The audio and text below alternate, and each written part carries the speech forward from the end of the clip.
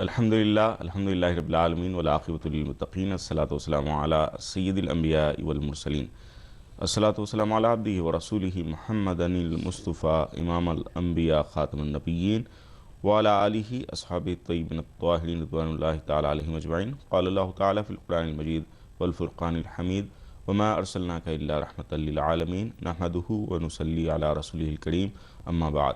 ہزار بار بشویم دہن ز مشک و گلاب ہنوز نام تو گفتن کمال بے ادبیست ادب گاہیست زیر آسمان عرش نازک تر نفس گم کردمی آیت جنید و بایزید اینجا وہ صاحب مزمل و کمبل مزے میں ہے، وہ صاحب مزمل و کمبل مزے میں ہے، قرآن آواز ان کا ہر ایک پل مزے میں ہے، وہ وقت بھی تمام عبادت میں ڈھل گیا، وہ وقت بھی تمام عبادت میں ڈھل گیا، آقا تمہاری یاد کا پل پل مزے میں ہے۔ ناظرین السلام علیکم ورحمۃ اللہ وبرکاتہ۔ جشن میلاد النبی صلی اللہ علیہ وسلم میں آپ کا میزبان سید کاظم شرفی آپ تمام کا تہ دل سے خیر مقدم کرتا ہے۔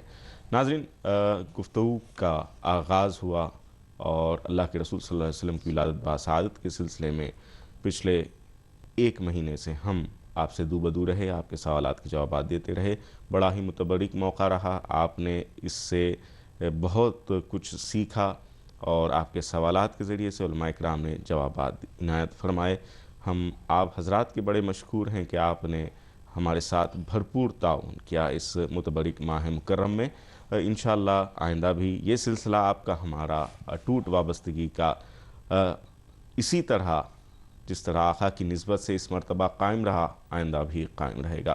آئیے آج کے پروگرام کا آغاز کرتے ہیں۔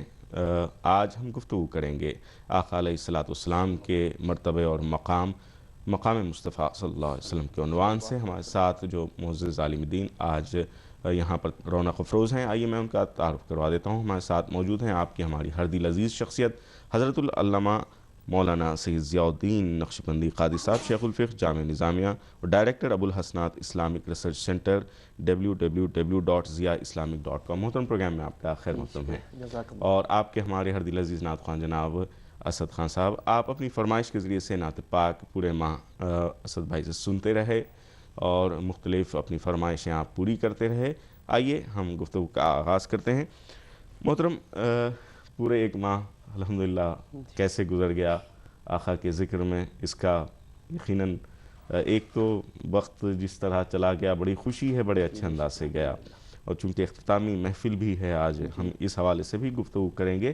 جس طرح آج ہم نے عنوان باندھا ہے جس مد میں ہم گفتگو کریں گے مقام مصطفیٰ صلی اللہ علیہ وسلم، ایک وہ ہے مقام جو اللہ تعالیٰ نے عنایت فرمایا۔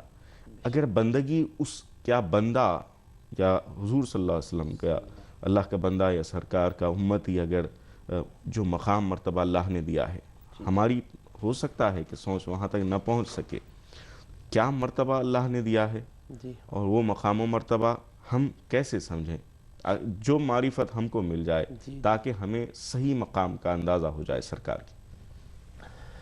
الحمدللہ رب العالمین والصلاة والسلام علی حبیبہ سید الانبیاء واشرف المرسلین وعلى آلہ الطیبین الطاہرین واصحابہ الاکرمین الافضلین وعلى من احبہم وتابعہم باحسان اجمعین الى یوم الدین، اما بعد فاعوذ باللہ من الشیطان الرجیم، بسم اللہ الرحمن الرحیم، محمد رسول اللہ، صدق اللہ مولانا العظیم۔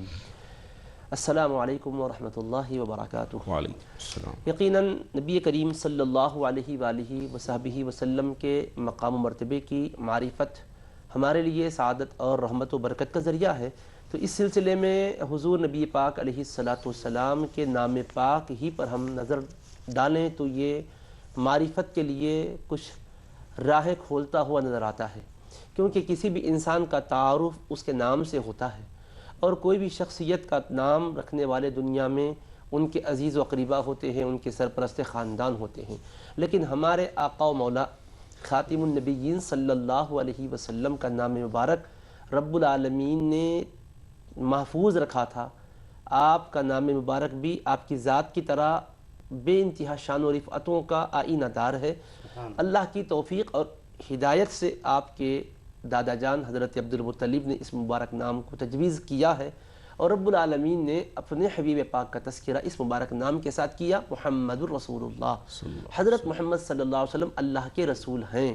تو آپ کی رسالت کو منوانے سے پہلے آپ کی محمدیت کو منوایا کہ محمد مصطفیٰ صلی اللہ علیہ وسلم اللہ کے رسول ہیں۔ تو رسالت کا حکم کس پر لگ رہا ہے؟ جو محمد ہیں ان پر لگ رہا ہے۔ تو محمد صلی اللہ علیہ وسلم کے معنی اور مفہوم پر ہم اگر نظر ڈالتے ہیں تو یہ حقیقت روز روشن کی طرح عیاں ہوتی ہے کہ یہ حمد سے ماخوذ ہے۔ حمد کے معنی کیا ہے؟ الحمدللہ رب العالمین سے واضح ہیں۔ تمام تعریفیں اللہ کو سزاوار ہیں جو رب العالمین ہے، سارے جہانوں کا رب ہے۔ تو جس حمد سے اللہ نے اپنے کلام کا آغاز کیا، جو حمد اللہ پاک کو بے پایاں پسند ہے، اسی سے رب ذوالجلال کا نام محمود ہے۔ اللہ نے وہ مبارک کلمے سے مشتق کر کے اپنے حبیب کا نام رکھا محمد صلی اللہ علیہ وسلم۔ اسی لیے حضرت حسان ابن ثابت رضی اللہ تعالیٰ عنہ بڑی پیاری بات بیان کرتے ہیں، وَشَقَّ لَهُ مِنْ اسْمِهِ لِيُجِلَّهُ فَذُو الْعَرْشِ مَحْمُودٌ وَهَذَا مُحَمَّدٌ۔ اللہ پاک نے اپنے نام سے مشتق کر کے اپنے حبیب کا نام محمد رکھا ہے، بس عرش کا مالک محمود ہے اور آپ محمد ہیں۔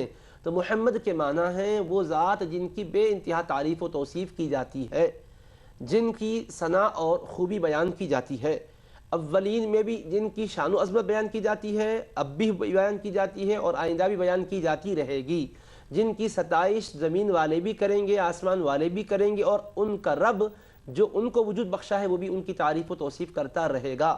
تو رب ذوالجلال نے نام مبارک کے ذریعے سے آپ کی معرفت کروائی۔ نام اللہ کا رکھا ہوا ہے تو حمد میں دو معنی ہوئے، ایک تو خوبیوں کا ہونا ہوا، ایک نقص سے پاک ہونا ہوا۔ اللہ کے حبیب اپنے شان میں، عظمت میں وہ خوبیاں رکھتے ہیں کہ کوئی اس میں نقص اور عیب کا شائبہ نہیں ہوتا۔ اللہ پاک اپنی شان خالقیت میں، شان معبودیت میں بے مثل و بے مثال ہے۔ حضور نبی پاک علیہ السلام اپنی شان محبوبیت و رسالت میں بے مثل و بے مثال ہے، اس کا اظہار آپ کا مبارک نام کرتا ہے۔ سبحان اللہ، سبحان اللہ، سبحان اللہ، بہت پیاری بات آپ نے ارشاد فرمائی۔ ناظرین، اس میں پاک کی جو شان ہے، جو رفعت ہے، وہ اللہ تعالیٰ کے پاس کس طرح ہے آپ نے ابھی ملاحظہ فرمایا۔ آئیے ایک کالر کو پروگرام میں ہم شامل کریں، دیکھتے ہیں کون ہے۔ السلام علیکم۔ وعلیکم السلام بہن، کون بات کر رہی ہیں؟ جی میں تزیم فاطمہ، جی کہاں سے بول رہی ہیں آپ؟ پیلی بھیت یو پی سے۔ ٹھیک، کیا پوچھنا چاہیں گی بہن؟ جی میرا سوال یہ ہے کہ جی آپ کی آواز آ رہی ہے؟ پیلی بھیت سے جی جی آپ کی آواز آ رہی ہے، آپ بات کریں۔ کہ جو ہم مطلب اختلاف کیوں ہے آپس میں اتنا، جبکہ مقصد سب کا ایک ہی ہے، عید میلاد النبی۔ ٹھیک ہے، بہت شکریہ آپ کا کال کرنے کا، بھی آپ کے سوال کا جواب لیا جائے گا۔ محترم، جو گفتگو کر رہے تھے ہم جس مد میں جو رفعت و شان بیان کی گئی ہے احادیث کی روشنی میں، قرآن پاک کا آپ نے جو ذکر کیا، مرتبہ جو صحابہ ذکر کیا کرتے تھے، جی یقیناً اللہ کے حبیب صلی اللہ علیہ وسلم کی شان اور عظمت کو اللہ نے جس اہتمام کے ساتھ اپنے کلام مجید میں بیان کیا ہے وہ ہمارے لیے ایک عظیم نمونہ ہے، اور وہ ہمارے لیے صداقت اور ہدایت کا معیار ہے۔ نام مبارک کے سلسلے میں سنا کہ محمد صلی اللہ علیہ وسلم خود اپنے معنی کو واضح کرتا ہے کہ حمد و ثنا والے ہیں آپ، شان اور خوبی والے ہیں۔ اللہ نے جن کی حمد و ثنا کی ہے، خلق بھی جن کی حمد و ثنا کرتی ہے اور مدحت اور خوبی بیان کرتی ہے۔ تو رب نے کیسے آپ کی شان بیان کی، ذرا آپ دیکھیں قرآن مجید میں اللہ نے ویسے سارے انبیاء کرام کی شان اور عظمت ظاہر کی بتلائی ہے، لیکن رسول کریم علیہ السلام کی عظمت شان کا بالکل انداز ہی سب سے مختلف ہے۔ اللہ پاک جس پیغمبر کو جس طرح چاہے خطاب کرے، وہ رب ہے اور وہ انبیاء اس کے بھیجے ہوئے ہیں، اس کی مخلوق ہیں۔ لیکن اللہ تعالیٰ نے حضرت آدم سے خطاب کیا تو یا آدم اسکن انت وزوجک الجنہ، اے آدم آپ اور آپ کی زوج مطہرہ جنت میں رہیں۔ اللہ نے نام لے کر خطاب کیا۔ حضرت ابراہیم علیہ السلام سے یا ابراہیم قد صدقت الرؤیا، اے ابراہیم آپ نے خواب کو سچا کر دکھلایا۔ یا زکریا انا نبشرک بغلام اسمہ یحییٰ، اے زکریا ہم ایسے صاحبزادے کی آپ کو خوشخبری دیتے ہیں جن کا نام یحییٰ ہوگا۔ یا موسیٰ، اے موسیٰ انی اصطفیتک علی الناس، کہ میں نے تم کو لوگوں پر منتخب کر لیا ہے برسالاتی، اپنے پیغامات، وہ بھی کلامی اور کلام کے ذریعے۔ یا عیسیٰ انی متوفیک، اے عیسیٰ ہم تم کو ایک مدت ہونے کے بعد بلانے والے ہیں، اٹھانے والے ہیں۔ تو غرض کے جملہ انبیاء کرام سے خطابات قرآن میں اللہ کے مذکور ہیں، ناموں کے ساتھ خطاب کیا، ان کی شان میں کوئی فرق نہیں پڑتا، اللہ ہے وہ جیسا چاہے خطاب کرے۔ لیکن پورے قرآن کے 30 پاروں کو آپ پڑھیں، اللہ کے حبیب سے اللہ کا جب خطاب ہم دیکھتے ہیں تو کہیں یا محمد کہہ کر خطاب نہیں ملتا۔ اگر اللہ یا محمد کہہ کر بھی خطاب کرتا تو کوئی فرق نہیں پڑتا تھا۔ حضور اللہ کے حبیب ہے، اللہ ان کا خالق و مالک ہے، مگر اللہ نے خطاب کیا تو کہا یا ایھا الرسول، اے رسول، یا ایھا النبی، اے غیب کی خبریں دینے والے رسول، اے میری طرف سے خلق کی ہدایت کے لیے بھیجے ہوئے حبیب۔ حتیٰ کہ اللہ پاک نے حبیب کریم علیہ السلام کو لحاف اوڑھے ہوئے دیکھا، چادر زیبتن کیے ہوئے دیکھا، تو وہاں ان کیفیات کا بھی ذکر کیا خطاب میں، یا ایھا المزمل، یا ایھا المدثر، یاسین، طٰہٰ۔ تو اللہ پاک نے اپنے حبیب پاک علیہ السلام کی قدر و منزلت کو اپنے بندوں پر یوں آشکار کیا کہ میں خالق و مالک ہوں، لیکن میں اپنے محبوب پاک علیہ السلام کو نام لے کر نہیں پکار رہا ہوں، بلکہ ان کے مختلف اوصاف اور مختلف کمالات کا حوالہ دے کر پکار رہا ہوں۔ تو اس سے میری محبت کا تم اندازہ کرو کہ میں اپنے حبیب کو کس طرح چاہتا ہوں اور کس طرح ان کی قدر و منزلت کو آشکار کرنا چاہتا ہوں۔ اور رسول کریم علیہ السلام کو رب کی چاہت کے حوالے سے ہم دیکھیں تو دیکھیے قرآن مجید میں اللہ پاک نے دربار رسالت میں آپ کی شان بتلائی تو فرمایا یا ایھا الذین آمنوا لا ترفعوا اصواتکم فوق صوت النبی ولا تجہروا له بالقول کجہر بعضکم لبعض ان تحبط اعمالکم وانتم لا تشعرون۔ اے ایمان والو، تم نبی کریم علیہ السلام کی آوازوں پر اپنی آوازیں بلند نہ کرو اور ان کے حضور تم چلا کر نہ بولا کرو جیسا باہم ایک دوسرے کے سامنے بولا کرتے ہو۔ اب اتنی سی بات ہے کہ ایک آدمی ایک دوسرے سے بات کرتا ہے تو آواز گفتگو میں تھوڑی اونچی ہو جاتی ہے، اور کبھی خاموش بھی کوئی رہتا ہے، اپنے سے کچھ سنا رہا ہوتا ہے تو بلند آواز ہو جاتی ہے۔ اتنی بات پر اللہ نے کتنی سخت وعید بیان کی، ان تحبط اعمالکم، کہ تمہارے سارے اعمال برباد ہو جائیں گے، وانتم لا تشعرون، تمہیں پتہ بھی نہیں چلے گا، اعمال برباد ہوں گے، پتہ نہیں چلے گا۔ کتنی سخت وعید ہے، انشاءاللہ ہم اس پر گفتگو کریں گے انشاءاللہ۔ ناظرین آئیے ایک مختصر سے وقفے پر جا رہے ہیں، گفتگو کا سلسلہ جاری ہے۔ آج آخری نشست ہے اس سلسلے کی، جشن میلاد النبی صلی اللہ علیہ وسلم کی، آپ پوری تفصیل سے اسے ملاحظہ فرمائیں، ہم یقین رکھتے ہیں کہ آپ کہیں نہیں جائیں گے۔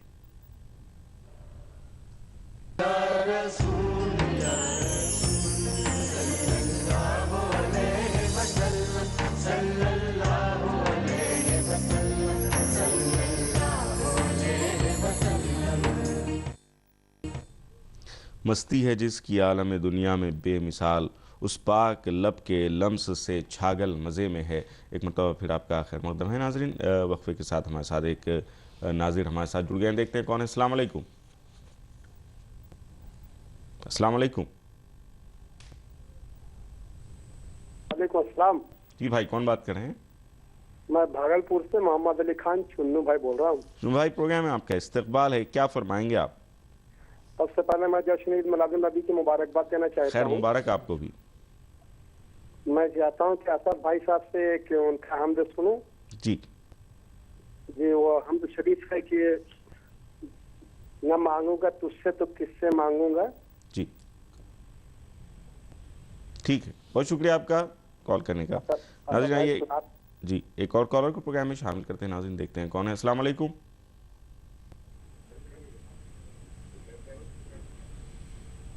السلام علیکم۔ وعلیکم السلام۔ جی بھائی، کون بات کر رہے ہیں؟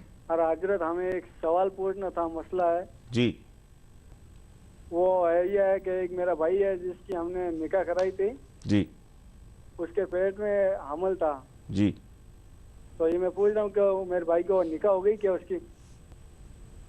ٹھیک، بہت شکریہ آپ کا کال کرنے کا۔ آئیے گفتگو کے سلسلے کو جاری رکھیں گے۔ اس سے قبل ناظرین فرمائش آئی ہے اسد بھائی کے لیے، اس کو پوری کرتے ہیں۔ جی اسد بھائی۔ کرم مانگتا ہوں، عطا مانگتا ہوں، الہی میں تجھ سے دعا مانگتا ہوں، کرم مانگتا ہوں، عطا کر تو شان کریمی کا صدقہ، آمین۔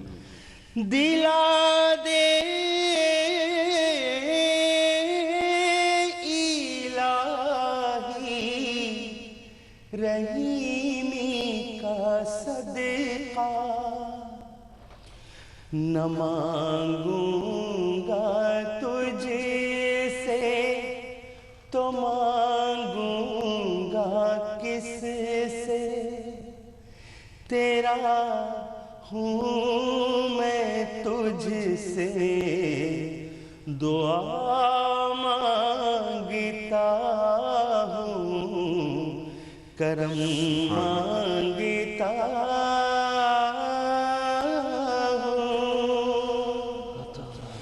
जो मुफलिस है उनको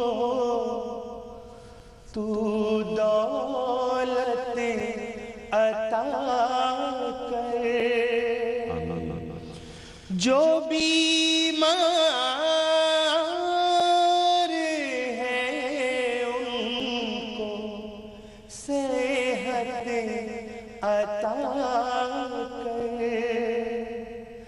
मरीजों की खातिर शिफा मांगता हूँ, मरीजों की खातिर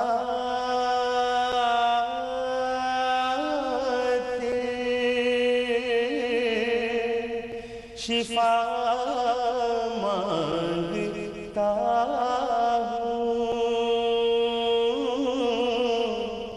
इलाही मैं तुझसे दुआ मांगता हूँ, दुआ मांगता हूँ, दुआ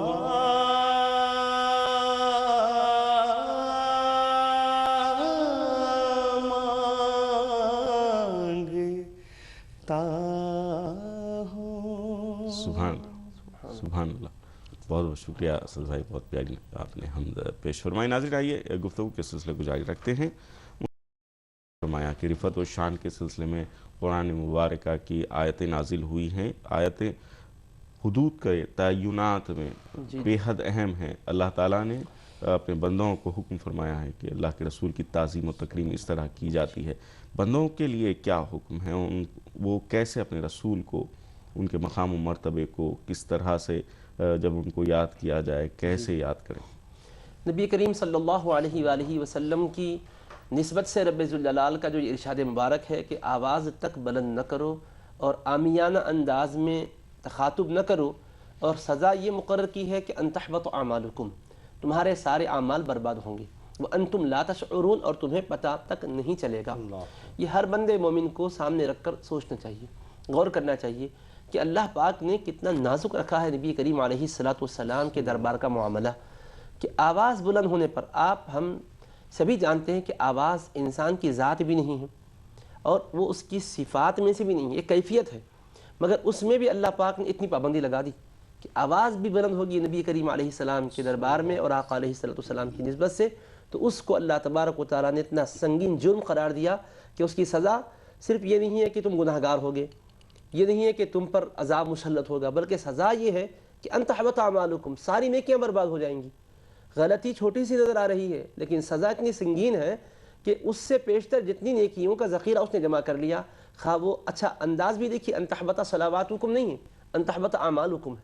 तुम्हारी नमाज़ें बर्बाद होंगी तो हम ये समझते कि इस बेदबी से नमाज़ें बर्बाद होंगी, लेकिन रोज़े तो महफूज रहेंगे, ज़कात की नेकियां तो महफूज रहेंगी, हज और उम्रे जो किए वो तो महफूज रहेंगे, लोगों को जो हम मुसलमान बनाए ये तो नेकियां महफूज रहेंगी, सदक़ात और खैरात जो किए वो तो महफूज रहेंगे। ये समझ सकते थे, मगर अल्लाह ने आमाल फरमाया, हमारे आमाल बर्बाद होंगे। और आमाल के उमूम में सलात भी है, सियाम भी है, ज़कात भी है, हज भी है, रोज़ा भी है, और इसके अलावा उम्रा है, सदक़ात है, दावत दीन, दावत इरशाद का काम है, तबलीगी मसाई है। सारी मेहनतें जो कुछ भी हमने की है, इसका मकसूद क्या है कि अल्लाह को राज़ी करे, और ये सलामत रहेंगी तो जन्नत है, ये सलामत रहेंगी तो अल्लाह की बारगाह की क़ुर्बत है, ये सलामत रहेंगी तो ऊंचे दर्जात और मर्तबे हैं। ये सब कुछ नेकियों के सलामत रहने पर है। और यह फरमाया कि नेकियों को सलामत रखना चाहो तो मेरे महबूब के पास बादब बनकर रहो।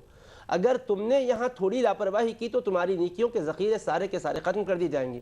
قیامت میں تم یہ سمجھ کر اٹھے ہوں گے کہ ہم نے جو عمل کا باغ لگایا ہے الحمدللہ وہ تو بڑا حسین و جمیل باغ ہے، لیکن جب وہاں اٹھیں گے تو بتایا جائے گا کہ جو بے ادبی کی تھی وہ تیز و تند آندھی کی شکل میں سارے باغ کو بھسم کر کے رکھ دی، اب کچھ باقی نہ رہا. اس وقت انسان کا عالم کیا ہوگا؟ اسی وجہ سے ہر مومن کو سامنے اس آیت کو رکھ کر سوچنا چاہیے کہ رسول پاک علیہ السلام اس کا معاملہ کیا ہو. آپ کی سیرت اور صورت اور آپ کے فضائل و کمالات، آپ کے مناقب اور آپ کے عظمت والے پہلوؤں کو کیسا وہ ذہن کے اندر بسائے، دل میں اتارے، اور اس نسبت سے بحث مباحثے کا جو دروازہ ہے اس کو بالکل بند کر دے. اختلافات کسی بھی جہت سے ہو سکتے ہیں، لیکن ذات رسالت مآب کی نسبت سے اختلافات کو ختم کر دینا چاہیے، اعتراضات کی زبان بند کر دینی چاہیے. کیونکہ دیکھو اللہ نے کیا فرمایا، آواز اونچی ہوگی تو تمہارے اعمال برباد ہوں گے. تو رب ذوالجلال کے اپنے حبیب سے محبت کا یہ انداز سامنے رکھ کر اب ہم سوچیں، ہم تو ناقص ہیں، ہمارا دین و ایمان تو حضور علیہ السلام سے وابستہ ہے. فرمایا لا یؤمن احدکم حتی اکون احب الیہ من والدہ وولدہ والناس اجمعین. بخاری شریف کی صحیح حدیث ہے، تم میں سے کوئی بھی اس وقت تک مومن نہیں ہو سکتا جب تک کہ میری محبت اس کے ماں باپ، اس کے اولاد اور تمام جہانوں سے بڑھ کر اس کے پاس نہ ہو. تو ہمارا ایمان تو محبت سے وابستہ ہے. وہاں تو رب بے نیاز ہے، وہ بے نیاز رب ہو کر فرما رہا ہے کہ یہاں تھوڑی بھی بے ادبی اور لاپرواہی ہوں گی اعمال برباد کر دوں گا. پھر اچھا برباد ہوں گے، اور ہمیں اگر پتہ چلے گا کہ برباد ہوئے تو ہم فوراً توبہ بھی کر سکیں گے، ہم فوراً اپنے اعمال کو سنوارنے کے لیے مصروف ہو جائیں گے. پر آگے فرمایا وَأَنْتُمْ لَا تَشْعُرُونَ، اعمال برباد ہوں گے اس طرح کہ تمہیں پتہ بھی نہیں لگے گا، احساس بھی نہیں ہوگا. اب بولو اس بندے مومن کا کیا عالم ہوگا جس نے اعمال کا ذخیرہ اکٹھا کیا تاکہ قیامت میں وہ کامیاب ہو، تاکہ جنت میں وہ اونچے مرتبے پر پہنچے، لیکن اس کے اعمال بھی برباد ہو گئے اور اسے پتہ بھی نہیں چلا. تو پتہ اگر چلتا تو آدمی اصلاح کرتا تھا، اور پتہ نہیں چلتا تو ان سمجھتا کہ میرے تو اعمال محفوظ ہیں، لیکن وہاں جانے کے بعد پتہ چلے گا کہ افسوس یہ تو سب بکارت ہو گئے. تو اللہ نے ایسا سنگین صدا کا قانون بتلا کر اور وَأَنْتُمْ لَا تَشْعُرُونَ کے ذریعے سے متنبع کر دیا، جھنجھوڑ دیا، میرے بندو یہاں لاپرواہی مت برتو، یہاں اپنی تحقیق کو اور اپنے ریسرچ کو تم منفی انداز میں نہ چلاؤ، بلکہ جس طرح میں محبوب کو چاہتا ہوں اس انداز کی چاہت پیدا کرنے کی کوشش کرو گے تو میرے محبوب بنو گے، میرے پیارے بنو گے. تو حضور کی بارگاہ کا ادب ایمان کی حفاظت ہی کا ذریعہ نہیں ہے بلکہ اعمال صالحہ کی حفاظت کا بھی ذریعہ ہے، اس کے بغیر کچھ ہونے والا نہیں ہے. اچھا یہ تو اللہ نے ایک اسلوب دیا. اب آئیے سورہ بنی اسرائیل کو 15ویں پارے میں دیکھیے، وَلَا تَجْهَرْ بِصَلَاتِكَ فرمایا. اللہ نے اپنے دربار میں آنے کے لیے فرمایا دیکھو نماز آؤ 3 نمازیں جو جہری ہے، فجر ہے، مغرب عشاء ہے. قرات کو اللہ نے فرمایا کہ اونچی آواز سے چلا کر بھی مت پڑھو، ایک دم پست آواز میں بھی مت پڑھو. وَلَا تَجْهَرْ بِصَلَاتِكَ وَلَا تُخَافِتْ بِهَا وَابْتَغِ بَيْنَ ذَلِكَ سَبِيلًا. دھیمی آواز سے بھی ایک دم مت پڑھو، چلا کر بھی مت پڑھو، درمیانی آواز سے پڑھو. مگر اس کے بعد سزا کیا ہوگی یہ نہیں بیان کیا. اگر جہر ہو جائے تلاوت میں تو گناہ گار ہی ہوں گے، ناپسندیدہ عمل کرنے والے ہوں گے، مگر اعمال برباد ہوں گے نہیں فرمایا. اپنے لیے اللہ نے ایک اپنے حکم میں آسانی کر دی، حبیب کے دربار کے حکم میں سختی کر دی. یہاں فرمایا صرف آواز اونچی مت کرو، درمیانی آواز اختیار کرو، مگر سزا مرتب نہیں کیا. حبیب کے لیے فرمایا اگر آواز اونچی ہوگی تو اعمال برباد ہوں گے، پتہ نہیں چلے گا. اللہ توفیق سب کو نصیب کرے اور اسلام کا صحیح فہم عطا فرمائے. آمین آمین. ناظرین بہت اہم گفتگو کی طرف ہیں، ایک وقفہ لے رہے ہیں.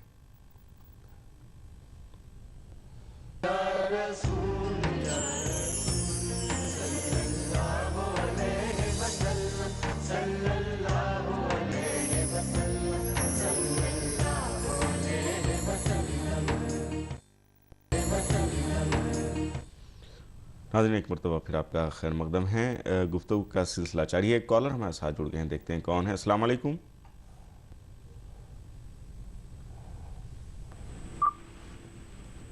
السلام علیکم. وعلیکم السلام ورحمۃ اللہ وبرکاتہ. حضرت کیسے ہیں آپ لوگ؟ الحمدللہ. آپ کون بات کریں بھائی؟ جی محمد افضل بات کر رہا ہوں میں گجرات سے. جی حضرت بھائی پروگرام میں استقبال ہے، کیا فرمائیں گے آپ؟ جی میں ایک فرمائش کرنا چاہتا ہوں. جی ناط خواں حضرت سے. جی ٹھیک ہے. نام محمد کتنا میٹھا میٹھا لگتا ہے. ٹھیک. اور یہ نام محمد کی مطلب یہ بے حرمتی کریں گے تو کیا اسلام کے اندر مطلب یہ عذاب ہے اور احترام کیسے کریں؟ بالکل. اور میں مفتی صاحب کو بہت خوشی کے ساتھ میں دل کے گہرائیوں کے ساتھ دعا دوں اللہ تعالیٰ ان کے علم میں آپ تمام حضرات کی خدمت میں اللہ تعالیٰ برکت عطا فرمائے. بہت پیارا کالر ہے بھائی، بہت شکریہ آپ کا کال کرنے کا. جی میں اس لیے آنکھوں کے لیے دعا کرنا مفتی صاحب کو بولنا. بے شک بے شک، ضرور ضرور. جی میں بلائنڈ ہوں، بلائنڈ. اللہ اکبر. ناظرین، نابینا تھے ابھی ہمارے جو کالر تھے، ان کی محبت دیکھیے، مقام مصطفیٰ کو سمجھنے کا سلیقہ دیکھیے آپ، کیا ان کا انداز ہے۔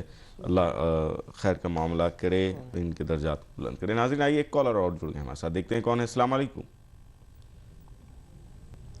السلام علیکم ورحمۃ اللہ وبرکاتہ۔ وعلیکم السلام۔ جی بھائی، کون بات کر رہے ہیں؟ ہاں، میں محمد سعید انصاری بول رہا ہوں بھی منڈی سے۔ جی انصاری صاحب، پروگرام میں استقبال ہے، فرمائیے کیا کہیں۔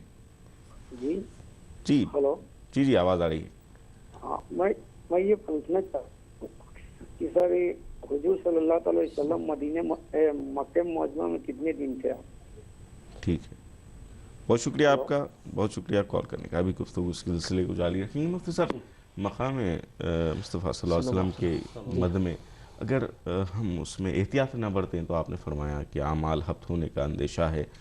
ہم اس سلسلے میں سیرت، میلاد اور مختلف پہلوؤں سے جو پورے دنیا میں مناتے ہیں پروگرام، اس حوالے سے جو ہماری یہ جو طریقہ ہے کہ سرکار کی عظمت کو بیان کیا جائے، اس میں احتیاط کتنی برتنی چاہیے، اور اس کا جو ادب ہے اور اس کا جو فائدہ ہے، یہ اس سلسلے میں کیا فرمائیں؟ دیکھیے، نبی کریم صلی اللہ علیہ وآلہ وصحبہ وسلم کا تذکر جمیل، خواہ آپ کی سیرت طیبہ کے حوالے سے ہو، یا آپ کے فضائل و کمالات کے اعتبار سے ہو، یا آپ کی میلاد پاک کے واقعات کے اعتبار سے ہو، یہ سب کچھ صحابہ کرام سے ثابت بھی ہے، اور صحابہ کرام اس میں باقاعدہ اہتمام بھی کیا کرتے تھے۔ سیرت طیبہ کے مختلف گوشوں سے متعلق تو یقیناً اس پر تو سارے کے سارے متفق ہیں۔ اب رہا میلاد پاک کے حوالے سے کوئی اس طرح صحابہ کا اہتمام، تو ہاں یہ بھی موجود ہے۔ امام حاکم ابو عبداللہ نشاپوری رحمۃ اللہ علیہ مستدرک علی الصحیحین جو کتاب لکھے، بخاری اور مسلم کے شرط کی جو روایتیں رہ گئی تھی اس کو انہوں نے جمع کیا اس میں، اور امام طبرانی نے معجم میں روایت ذکر کی ہے کہ حضرت عباس رضی اللہ تعالیٰ عنہ جو حضور علیہ السلام کے چچا جان ہیں، حضور علیہ السلام کی خدمت بابرکت میں عرض کی ہے، یا رسول اللہ انی ارید ان امتدحک، یا رسول اللہ صلی اللہ علیہ وسلم، میرا جی چاہتا ہے کہ میں آپ کی مدح و ثنا بیان کروں، اجازت عطا فرمائیں۔ تو حضور علیہ السلام نے فرمایا قل لا یفض اللہ فاک، ایک روایت میں قل لا یفض فی اللہ فاک، کہ آپ تعریف کریں، ذکر کریں، اللہ پاک آپ کے منہ کی رونق کو نہ بگاڑے، آپ ہمیشہ خوشیوں میں رہیں، برکتوں میں رہیں، بیان کریں۔ تو انہوں نے حضور پاک علیہ السلام کی شان و عظمت کو بیان کرنا شروع کیا، کرتے کرتے انہوں نے یہ بھی کہا وَأَنْتَ لَمَّا وُلِدْتَ أَشْرَقَتِ الْأَرْضُ وَضَاءَتْ بِنُورِكَ الْأُفُقُ، حضور آپ کی جب ولادت باسعادت ہوئی تو زمین کا چپا چپا جگمگانے لگا، آسمان کا گوشہ گوشہ روشن اور منور ہو گیا۔ فَنَحْنُ فِي ذَلِكَ الضِّيَاءِ وَفِي النُّورِ، ہم اسی روشنی اور اجالے میں ہیں۔ وَسُبُلَ الرَّشَادِ نَخْتَرِقُ، ہدایت کے راستے طے کرنے لگے۔ یہ حضرت عباس بن عبد المطلب رضی اللہ عنہ باقاعدہ ذکر کیا میلاد پاک کا حضور علیہ السلام کی موجودگی میں، صحابہ اس وقت حاضر تھے، رسول کریم علیہ السلام نے نہ صرف اجازت دی بلکہ دعاؤں سے بھی نوازا، خوش بھی ہوئے۔ تو صحابہ کرام رضی اللہ عنہم اجمعین کا یہ اہتمام بالکل احادیث سے ثابت ہے۔ اب ایک بات غور کرنے کی ہے کہ تمام مسلمان آج دنیا میں جہاں بھی رہتے ہیں، سبھی مختلف مناسبتوں سے پروگرام اور اہتمامات کرتے ہیں، مدارس کے بھی جلسے ہوتے ہیں اور چینلز کے بھی پروگرامز ہوتے ہیں، اور جو بھی سیزن ہوتا ہے اس کے اعتبار سے باقاعدہ اہتمام ہوتے ہیں۔ مثلا حج کا موسم آتا ہے، حج کے تربیتی کیمپس ہوتے ہیں، اجتماعات ہوتے ہیں، حجاج کرام کو بلایا جاتا ہے، پھر ان کے لیے کھانے کا اہتمام بھی کیا جاتا ہے۔ حالانکہ حجاج کوئی غریب فقیر نہیں ہوتے، وہ تو استطاعت والے ہیں، لیکن ان کے لیے کھانے کا بھی اہتمام کیا جاتا ہے، ان کے لیے باقاعدہ معلومات فراہم کرنے کا اہتمام ہوتا ہے۔ لیکن کوئی اگر یہ پوچھے کہ صحابہ کرام کے زمانے میں بھی حج کو لوگ جایا کرتے تھے، کیا صدیق اکبر نے صحابہ کرام کے لیے تربیتی کوئی حج کا کیمپ مقرر کیا تھا؟ کیا فاروق اعظم نے کوئی مقرر کیا تھا؟ کیا اس کے بعد کے خلفاء نے کیا تھا؟ پھر اس کے بعد صحابہ کے دور میں، پھر تابعین کے دور میں حج کے سلسلے چلتے رہے؟ کیا یہ اہتمام تربیتی کیمپس کا تھا؟ اطراف اکناف والوں کو بلا کر کوئی جلسہ کر کے ان کو سکھاتے پڑھاتے تھے؟ اس پر کوئی ایک بخاری مسلم کی روایت بھی کوئی پیش نہیں کر سکتا، مگر چونکہ یہ خیر کا کام ہے، معلومات بتانے کا ذریعہ، سب اس کو مستحسن سمجھتے ہیں۔ اس طرح رمضان کا مہینہ آتا ہے، یوم قرآن کے جلسے ہر جگہ ہوتے ہیں تاکہ قرآن کے بارے میں لوگوں کو بتایا جائے۔ تو کیا صحابہ کے زمانے میں رمضان نہیں آتا تھا؟ بے شک آتا تھا۔ قرآن سے کیا ان کو عشق نہیں تھا؟ بے شک تھا، محبت تھی، لیکن وہ لوگ کیا یوم قرآن کے نام پر باقاعدہ جلسے کرتے تھے؟ اس پر کوئی بخاری مسلم سیاستہ سے کوئی ثبوت نہیں پیش کیا جا سکتا، مگر سب اس کو اچھا اس لیے سمجھتے ہیں کہ چلو جلسے کا مقصد کیا ہے؟ موضوع قرآن کی عظمت بتلانا ہے، لوگوں کو دین سے واقف کروانا ہے۔ اسی طرح سے بچے حفاظ بنتے ہیں، قرآن یاد کر لیتے ہیں، تو تکمیل حفظ پر ایک جلسہ ہوتا ہے، مدارس کے اندر ہوتا ہے، جہاں جہاں پر یہ اہتمام ہوتا ہے، حتیٰ کہ عالم عرب میں بھی ہوتا ہے۔ اس کے لیے کی جاتی ہے، ان میں انعامات تقسیم کیے جاتے ہیں، سندیں دی جاتی ہے۔ تو یہ سب کچھ جو ہو رہا ہے، کیا صحابہ کے بچے بھی حافظ بنے تھے کہ نہیں بنے تھے؟ تو سب کہیں گے بے شک بنے تھے۔ کہ تکمیل حفظ پر انہوں نے بھی کوئی جشن و جلسہ کیا تھا، تو کہیں گے کہ اس پر کوئی ثبوت نہیں ملتا۔ تو کیا اس کو حرام اور ناجائز کہا جائے گا؟ کہا جائے گا کہ نہیں، مقصد کیا ہے اس کا؟ قرآن کا شوق پیدا کرانا ہے، علم کی شمع کو روشن کرنا ہے، اس کے فیض کو پھیلانا ہے۔ تو بس اسی طرح جس طرح تکمیل حفظ پر جلسہ کرنا جائز ہے، حج کی تربیت اجتماعات کرنا جائز ہے، یوم قرآن کے جلسے کرنا جائز ہے، مختلف مناسبتوں سے مختلف ایام کی جو سامنے صورتیں آتی ہیں اس کے اعتبار سے لوگوں کو تیار کرنے، معلومات دینے کرنا جائز ہے۔ اسی ربیع الاول کا مہینہ، اس میں کوئی شک نہیں کہ یہ حضور کی ولادت کا مہینہ ہے، سب متفق ہیں۔ تاریخ میں پھر بھی اختلاف ہو سکتا ہے، مہینے میں تو سب متفق ہیں، تو اس میں حضور نبی کریم علیہ السلام کے فضائل، کمالات اور آپ کی ولادت باسعادت کے واقعات بیان کرنا یہ بھی ایسے ہی جائز ہے جیسا کہ وہ جائز ہے۔ اس میں جس طرح اختلاف نہیں ہوتا ہے، تو اس میں بھی گفتگو کا سلسلہ اختلاف کے حوالے سے بالکل نہیں ہونا چاہیے۔ چینلز پر بھی کیا ہے، یہی ہے کہ جو پروگرام ہو رہے ہیں اسی لیے تاکہ بیداری پیدا کی جائے، شعور و آگہی پیدا کی جائے، اور الحمدللہ دیگر چینلوں کی طرح ہمارا ای ٹی وی کا چینل بھی اس سلسلے میں بہت پیش رفت کرتا ہے۔ حج کا سیزن آتا ہے تو حج کے پروگرام بناتا ہے، اسی طرح سے رمضان کے موقع پہ رمضان کے سحری ٹائم، افطار ٹائم، صحابہ کے دور میں یہ سب ٹائمز نہیں تھے، اس پر کوئی پروگرام نہیں ہوتے تھے، مگر چونکہ معلومات پہنچانے کا ذریعہ ہے تو اسی طرح سے ربیع الاول میں یہ پروگرام اسی لیے ہوتا ہے تاکہ معلومات فراہم کی جائے۔ اور الحمدللہ آپ نے جیسا بتلایا ہے کہ مہینے بھر میں لوگوں نے کافی معلومات حاصل کی ہے، اسی سلسلے کا یہ ایک الحمدللہ تسلسل ہے۔ اللہ پاک اس کو قائم و باقی رکھے، سب کے لیے برکتوں اور رحمتوں کا ذریعہ بنائے۔ آپ کی دعاؤں سے جو ہم نے فیض حاصل کیا، یقیناً یہ ہمارے لیے بہت خیر کا باعث بنا ہے۔ مفتی صاحب بے حد مشکور ہیں۔ ناظرین ایک وقفہ لے رہے ہیں، جلد حاضر ہوں گے۔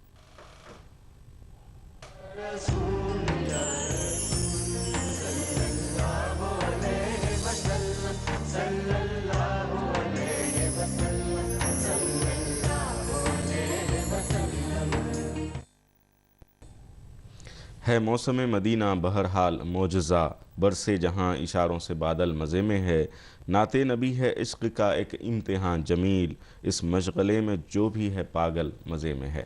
ناظرین ایک مرتبہ پھر آپ کا خیر مقدم ہے، گفتگو کا سلسلہ جاری۔ مفتی صاحب، جو ہم کو ان اذکار سے انبیاء علیہ السلام جی اللہ تعالیٰ نے ہر قرآن پاک میں نبی کا ذکر فرمایا، سلامتی بھیجی، اور آقا علیہ السلام کا جب ذکر آیا، ایسے موقع پہ کیا اللہ تعالیٰ کا جو ہے ارشاد رہا؟ دیکھیے، اللہ تبارک و تعالیٰ کے حبیب علیہ السلام کے ذکر جمیل سے فوائد کی جہاں تک بات ہے تو وہ تو اجر و ثواب کے فوائد اپنی جگہ مسلم ہیں، لیکن صرف آیت درود کو پیش نظر رکھیں تو سب سے زیادہ اس کی عظمت معلوم ہوتی ہے کہ ان اللہ و ملائکتہ یصلون علی النبی، بے شک اللہ اور اس کے تمام فرشتے نبی کریم علیہ السلام پر درود بھیجتے ہیں۔ تو نبی کریم علیہ السلام پر درود بھیجنے والے فرشتوں کو اللہ نے کیا کہا؟ وَمَلَائِكَتَهُ، اللہ کے فرشتے یصلون درود بھیجتے علی النبی، نبی کریم علیہ السلام پر۔ یہی فرشتوں نے آدم علیہ السلام کو سجدہ کیا تھا، فرمایا فَسَجَدَ الْمَلَائِكَةُ كُلُّهُمْ أَجْمَعُونَ، تمام فرشتوں نے آدم کو سجدہ کیا۔ وہاں فرشتوں نے سجدہ کیا کہا، اپنے فرشتے نہیں کہا۔ اگر اللہ تعالیٰ اپنے کہا بھی تو اسی کے فرشتے ہیں، اگر ایسے فرشتے کہا بھی تو اسی کے، کسی اور کے نہیں ہو سکتے، پیدا کیے ہوئے اللہ ہی کے ہیں۔ مگر اللہ نے حضرت آدم کی نسبت سے سجدے کا ذکر آیا تو تمام فرشتوں نے سجدہ کیا کہا۔ نبی کریم علیہ السلام پر وہی فرشتوں کا عمل درود کا جب آتا ہے تو فرماتا ہے وَمَلَائِكَتَهُ يُصَلُّونَ، اللہ کے فرشتے نبی پر درود بھیجتے ہیں۔ اللہ نے ان فرشتوں کو اپنی طرح نسبت دے کر فرمایا کہ یہ میرے فرشتے ہیں جو درود بھیجتے ہیں۔ تو نسبت ذکر کی وجہ سے اللہ نے ان کی اپنی طرف کر لی، اپنے فرشتے کہا۔ اگر نبی کہا تو اللہ کے ہی ہوں گے، مگر یہ اپنا جو کہا اظہار شرف کے لیے کہا۔ تو نبی پاک علیہ السلام کی نسبت ذکر اللہ کو اتنی پسند ہے کہ جو ذکر کرنے والا حضور کا ہوتا ہے اللہ اس کو اپنا کہہ کر منسوب فرما کر عزت و شرف کو بڑھا دیتا ہے۔ اور اس شاخ کے پاس یہ سب سے بڑا شرف ہے کہ رب بندے کو کہے کہ یہ میرا ہے، اور میرا ہونے کا اعزاز اللہ پاک دے کر بتلا رہا ہے کہ وَمَلَائِكَتَهُ يُصَلُّونَ عَلَى النَّبِي، بال یقین رسول کریم علیہ السلام کے ذکر کے اور آپ کی شان و عظمت کے بیان کے یہ مضامین اتنے محبوب اور پسند ہیں کہ رب ذوالجلال اس کو شرف بخشتا ہے، اور حضور علیہ السلام کی خدمت بابرکت میں ملائکہ کو رب ذوالجلال بھیجتا ہے۔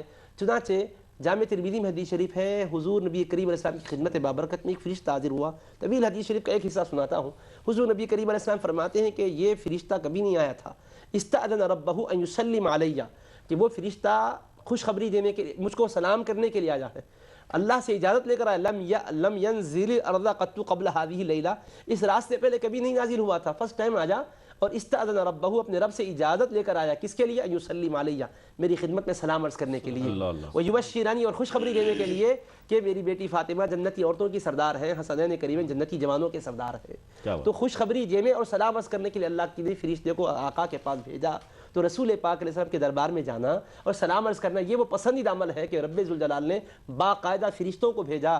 تو جو کام فرشتوں سے رب لیا، اگر وہ کوئی سعادت مند بندہ کرتا ہے، یقیناً اللہ تعالیٰ اس کو پستی سے بلند کر دیتا ہے، رفعتیں اس کا نصیب بنا دیتا ہے۔ سبحان اللہ، سبحان اللہ، بہترین مضمون آپ نے عنایت فرمایا۔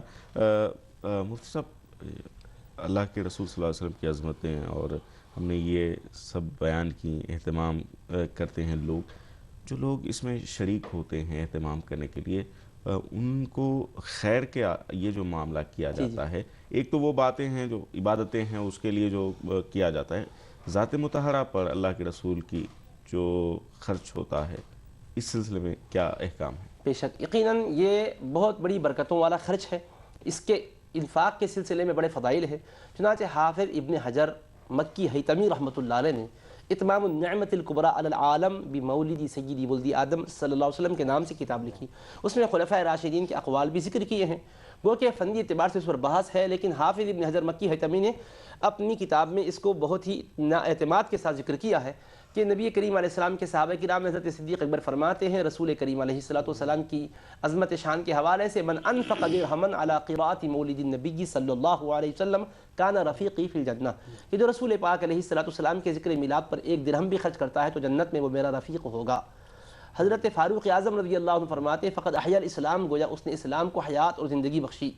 اللہ تبارک و تعالیٰ اس کے اس انفاق کو قبولیت سے نواز کر اس میں برکت کثیر نصیب فرماتا ہے۔ اور ایک بات میں اس موضوع کے اختتامی کے طور پر عرض کرنا ضروری سمجھتا ہوں کہ یہ جو عظمتوں کے پہلو سنے گئے، مقامات کے پہلو سنے گئے، اس بارے میں ہم ذرا صحابہ اور اہل بیت کو سامنے رکھیں کہ وہ کس طرح سے عظمت کے پہلوؤں کو سمجھا کرتے تھے، کیونکہ ہمارے لیے صف اول میں وہی تو مسلمان ہیں، حضور سے براہ راست اسلام سیکھنے والے، اہل بیت بھی ہیں، صحابہ بھی ہیں۔ تو اب ہم حضرت علی مرتضیٰ کرم اللہ وجہہ الکریم کی روایت سنا رہے ہیں، جو صحابی بھی ہیں بیک وقت، اہل بیت کی اصل بھی ہیں وہ۔ تو اب حضرت علی مرتضیٰ رضی اللہ عنہ سے کسی نے حضور علیہ السلام کے بارے میں پوچھا تو آپ نے کہا لم ارى قبلہ ولا بعدہ مثلہ صلی اللہ علیہ وسلم، کہ میں نے حضور جیسا نہ آپ کے بعد کسی کو دیکھا نہ آپ سے پہلے کسی کو دیکھا۔ یہ ترمذی شریف میں حدیث پاک ہے، شمائل ترمذی میں۔ تو ذرا یہی حدیث براء بن عازب سے بخاری شریف میں بھی ہے رضی اللہ عنہ، انہوں نے بھی یہی کہا کہ ہم نے آپ سے پہلے بھی آپ جیسا نہیں دیکھا، آپ کے بعد بھی نہیں دیکھا۔ سارے مسلمان اس بات پر توجہ دیں ناظرین کہ حضرت علی مرتضیٰ حضور علیہ السلام سے پہلے تو تولد نہیں ہوئے تھے، بعد میں تولد ہوئے، تو وہ یہ کہہ رہے ہیں کہ میں نے آپ جیسا آپ کے بعد کسی کو نہیں دیکھا۔ یہ تو بات سمجھ میں آ گئی کہ حضور کو بھی دیکھے، حضور کے بعد دنیا میں رہے تو آپ جیسا کوئی نظر نہیں آیا، مگر یہ کہتے ہیں کہ ہم نے پہلے بھی آپ جیسا نہیں دیکھا۔ پہلے تو کہاں تھے کہ جو کہہ رہے ہیں کہ پہلے بھی نہیں دیکھا۔ تو اس سے صحابی کا اہل بیت کا ذہن معلوم ہوتا ہے، راز کلمہ پڑھنے والے مسلمان کا مزاج معلوم ہوتا ہے کہ آقا کی شان کو دیکھے کہ بے مثال شان والے ہیں، اور ایسا حسین چہرہ کسی کا نظر نہیں آیا تو بعد میں رہے اور کوئی نظر نہیں آئے تو بعد کی تو خبر دیے، مگر اس پر قیاس کر کے پہلے کا بھی حکم لگایا کہ پہلے بھی ایسا کوئی نہ تھا۔ تو ایک عظمت کے پہلو سے دوسرے پہلو کا استدلال کرنا، اس پر روشنی ڈالنا، یہ سنت ہے اہل بیت و صحابہ کی۔ سبحان۔ اسی طرح سے آپ دیکھیے کہ نبی کریم علیہ السلام حضرت جابر رضی اللہ عنہ نے آ کر عرض کیا تھا حضور میرے والد بہت شہید ہو گئے اور بڑا قرضہ چھوڑ کر گئے، میری بہنیں بھی ہیں اور قرض خواہ جو ہیں وہ یہودی ہے، مطالبہ سخت کر رہے ہیں، تشریف لائے، کرم نوازی ہوگی۔ بخاری شریف میں 9-10 جگہ یہ حدیث شریف ہے، مختصراً عرض کرتا ہوں کہ رسول پاک علیہ السلام صدیق اکبر اور فاروق اعظم کو ساتھ لے کر چلے، تشریف لے گئے اور ان کے باغ میں جو کھجور انہوں نے اکٹھا کیے تھے اس کے ارد گرد حضور پاک علیہ السلام چکر لگائے اور اس پر تشریف فرما ہوئے۔ اس کے بعد حضور نبی کریم علیہ السلام فرمائے کہ اپنے قرض خواہوں کو بلا لو اور جس کے جتنے کھجور ہیں حساب کر کے تم دے دیا کرو۔ حضور پاک علیہ السلام فرما کر تشریف لے آئے اور سارے یہودیوں کو انہوں نے بلا لیا، سارے قرض خواہ آ گئے۔ کھجور بظاہر اتنے تھے کہ کسی ایک کا قرضہ بھی اتار نہیں کر سکتے تھے، لیکن جب ان کو بلا لیے تو وہ آئے اور ان کو دینے لگے، ماپ کر دینے لگے، دیتے جا رہے تھے، ایک ایک کا قرض ادا ہوتا جا رہا تھا، حتیٰ کہ سارے کے سارے جتنے قرض کھاتے پوروں کے قرضے ادا کر دیے۔ اور کھجوروں کا عالم یہ تھا کہ پہلے جتنے تھے اتنے ہی نہیں رہے، اس سے بڑھ گئے اور کمی کچھ نہیں ہوئی۔ حضور کی نسبت سے دیکھیے فیض کتنا ملتا ہے۔ اللہ کے رسول صلی اللہ علیہ وسلم تشریف لائے اور کھجوروں میں اتنی برکت ہوئی کہ سب کے قرضے ادا کر دیے، سارے کے سارے خرچ خواہوں کہ پھر اور کمی تو کیا، برکت ہوئی، اضافہ ہو گیا. خوشی خوشی حضور علیہ السلام کے پاس حاضر ہوئے. رسول پاک علیہ السلام نے جب ذکر کیا کہ یا رسول اللہ صلی اللہ علیہ وسلم اس طرح کرم ہوا، آپ کی آمد سے یہ فیض ملا، تو رسول پاک علیہ السلام خوش ہو کر فرمائے انی رسول اللہ، میں گواہی دیتا ہوں کہ میں اللہ کا رسول ہوں. تو حضور نے رسالت کا مضمون سمجھایا لوگوں کو کہ رسالت صرف پیغام رسانی کا ہی نام نہیں ہے، رسالت نماز روزہ حج و زکوٰۃ کی تبلیغ ہی کا نام نہیں ہے. رسالت کے مضمون میں یہ بھی ہے کہ ان کے قدم سے برکتیں آتی ہے، بلائیں ٹلتی ہے، قرضے اترتے ہیں، کشادگی آتی ہے. دیکھو آقا نے یہ کر کے فرمایا کہ ہاں میں رسول ہوں اللہ کا. پھر خوش ہو کر فرمایا ذرا ابو بکر اور عمر کے پاس جاؤ، ان کو بھی سنا دو، یہ واقعہ ان سے بھی کہہ دو. تو حضور پاک علیہ السلام یہ پسند کرتے ہیں کہ عظمت کے پہلوؤں کو سامنے آنے کے بعد دوسروں تک پہنچایا جائے. فرمایا جاؤ ان سے بھی کہہ دو. جب یہ گئے ان کو سنانے کے لیے تو انہوں نے کہا قد کننا نعلم، ہم کو پتا تھا، انہ سیکون ذالک، کہ یقیناً برکت ہونے والی ہے. کیوں؟ جب حضور تشریف لائے تو جب ہی سمجھ گئے آقا تشریف لائیں اور برکت نہ ہو یہ ہو ہی نہیں سکتا. حضور کے دم قدم سے برکت آئے گی، قرضہ اترے گا، ہم پہلے ہی سمجھ چکے تھے. تو اس سے صحابہ کا یہ فہم بھی معلوم ہوا کہ واقعے کے اندر کہنے سے پہلے ان کا دماغ کام کیا کہ حضور سے برکت آتی ہے. بس یہ مزاج اگر لے کر ہم چلیں گے تو زندگی میں ہماری بھی برکتیں ہوں گی. بہت مشکور ہیں ہم دونوں حضرات کے، آپ نے بہت اپنا قیمتی وقت عنایت فرمایا. ناظرین، یہ پورے محافل جو میلاد النبی صلی اللہ علیہ وسلم کے ہم نے منعقد کیے ٹی وی اردو کی جانب سے، آپ نے ساتھ دیا، ہم آپ کے بے حد مشکور ہیں. آخری میں چلتے چلتے نعت پاک کو پروگرام میں شامل کریں. چند اشعار کے ساتھ ہمیں اجازت دیجیے. سلام صاحب معراج کی خودی کو سلام، سلام نور کے عالم کی روشنی کو سلام، سلام خانہ خالی کی رونقوں کے لیے، سلام اثاثہ ظاہر کی سب کمی کو سلام، سلام ان کا مقدر بنائیں نوری غذا، سلام چولہے کو ہانڈی کو دیگچی کو سلام، سلام کرنے کا موسم کہاں معین ہے، سلام کر لو لگے جب جمیل جی کو سلام. ناظرین السلام علیکم ورحمۃ اللہ وبرکاتہ. جی اسد. میں بہک سکوں یہ مجال